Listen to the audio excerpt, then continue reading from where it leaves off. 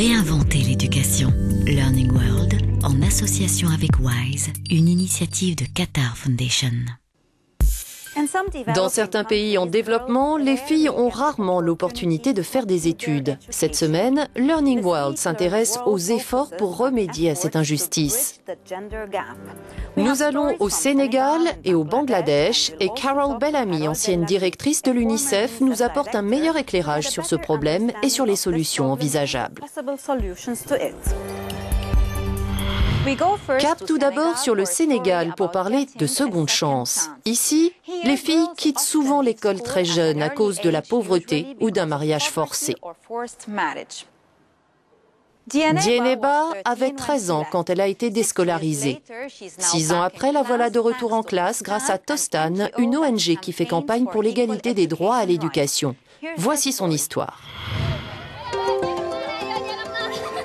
Dieneba retrouve sa famille après une semaine de vacances à Dakar. À 19 ans, elle a déjà un garçon de 5 ans. Dans son village, tout peut attendre sauf le mariage. Sa vie a changé en 2005. Alors qu'elle était encore écolière, ses parents l'ont forcée à se marier. J'ai pleuré matin, midi et soir. Je ne mangeais pas. Je suis partie dans la forêt et j'y ai passé des jours et des nuits. Je voulais convaincre mes parents de me laisser continuer mes études et de renoncer au mariage. Mais finalement, je n'y suis pas parvenue. Demba Ao est le proviseur de l'école. À l'époque, la déscolarisation de Dieneba l'avait profondément touchée.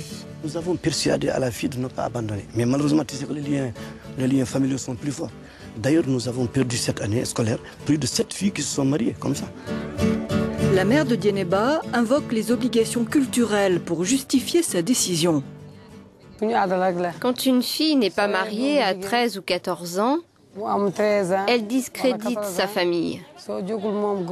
Les voisins nous regardaient de travers.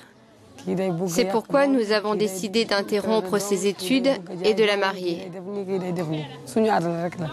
Tout a changé avec son divorce. Un an plus tard, elle a dû se battre pour retourner à l'école. J'étais tellement contente. C'était un peu dur pour reprendre les études. Parce que même le principal avait refusé. Bon, il m'a dit que le fait de laisser 6 ans ou 5 ans les études et venir reprendre, c'est un peu dur. Dieneba a été épaulée dans son combat par Tostan, une ONG basée au Sénégal qui milite pour l'égalité des droits à l'éducation. Elle a fait pression sur sa famille et l'école. Ouleye n'a pas eu autant de chance. Mariée de force à 13 ans, elle tente de persuader son mari de la laisser retourner à l'école. Mes parents ont décidé que je devrais épouser mon cousin, contre ma volonté. J'ai dû leur obéir. Mais si j'avais la même opportunité que Dieneba de reprendre l'école, je serais absolument ravie.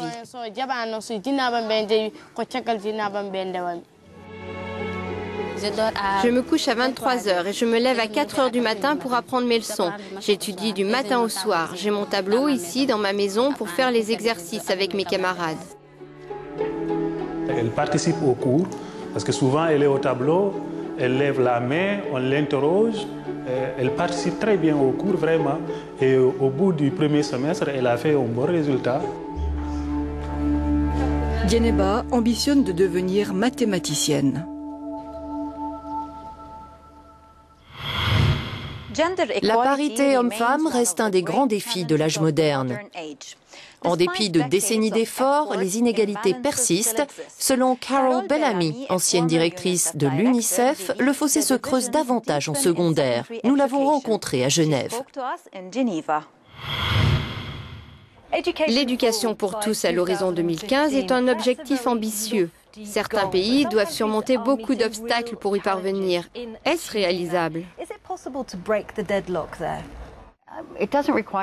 Cela ne requiert pas de nouvelles découvertes scientifiques. Nous connaissons les solutions efficaces.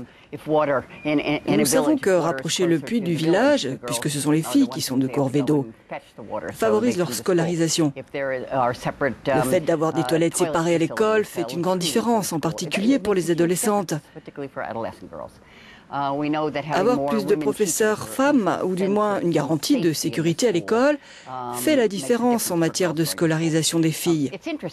Les pays qui instaurent la gratuité de l'école voient une explosion de la scolarisation y compris des filles. Mais 2015, c'est demain.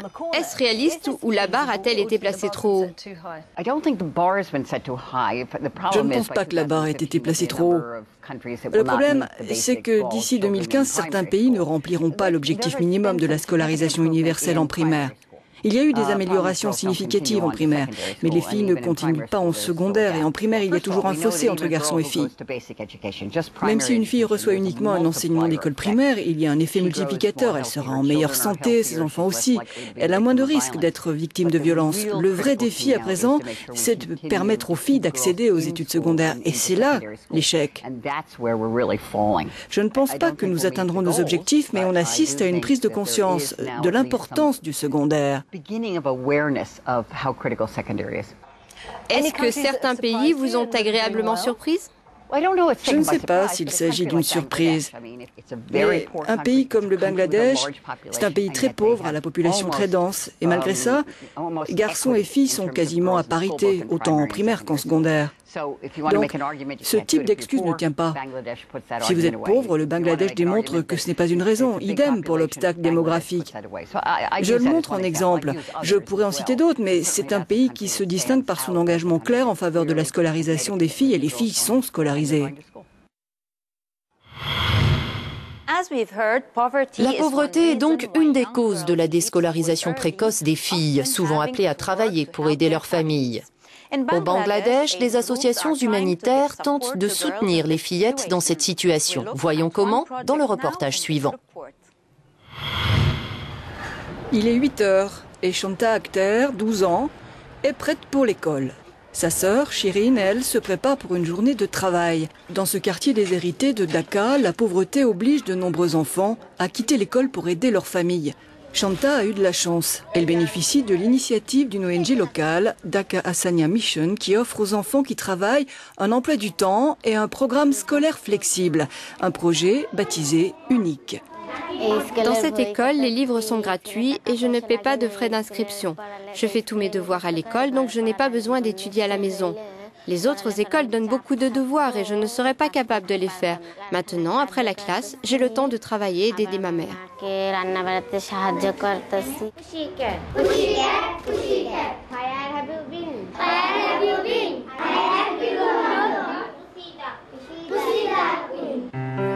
Le programme du projet Unique est conçu pour pouvoir intégrer tout enfant, quel que soit son âge et son niveau. Les enfants sont regroupés par niveau de compétences. L'apprentissage se fait ainsi plus vite, à l'école uniquement, ce qui leur laisse du temps pour le travail. Nos élèves sont des enfants qui travaillent. La plupart d'entre eux, garçons ou filles, sont chargés des tâches domestiques à la maison. Certains sont employés dans l'industrie du coton. Notre centre offre une vraie opportunité aux filles car elles gardent du temps pour aider leur famille ou travailler ailleurs, tout en étant capables de poursuivre l'école de leur propre choix.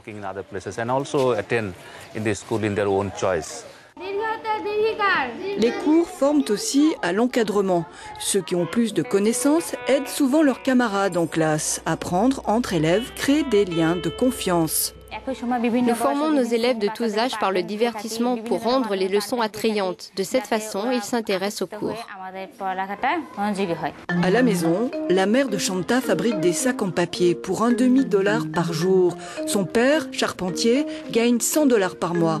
Même si cela ne suffit pas, ils font de l'école une priorité.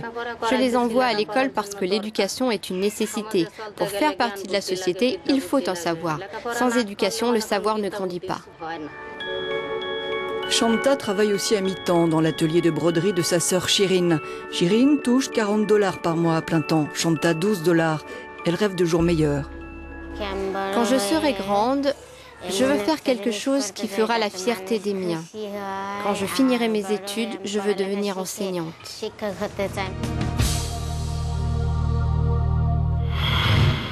C'est tout pour cette édition, mais avant de nous quitter, voici le résultat de notre sondage sur l'enseignement de la paix. Une majorité d'entre vous approuve l'idée de faire de la paix une matière enseignée à l'école. Dites-nous à présent ce que vous pensez de la parité filles-garçons dans l'éducation sur nos pages Facebook et Twitter.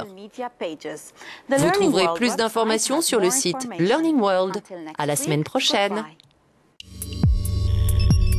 Learning World, en association avec WISE, une initiative de Qatar Foundation.